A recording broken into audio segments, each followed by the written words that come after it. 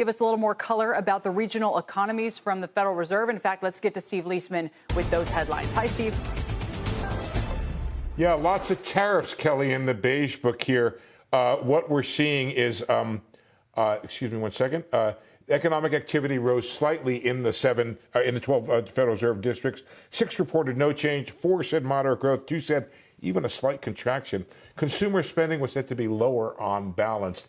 Increased price sensitivity for discretionary items among consumers, especially low-income consumers. Now, some we've been talking about, there was unusual weather that was said to weaken demand for leisure and hospitality. We've also seen that maybe across different other sectors. Vehicle sales were said to be modestly lower.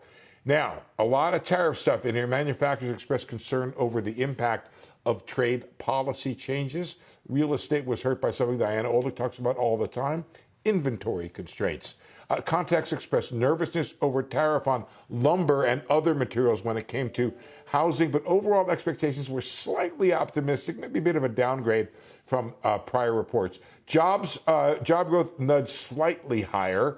You saw that weak ADP report today did show 77,000 growth. Job growth was seen as healthy in healthcare and in finance. Labor availability improved in many sectors and districts.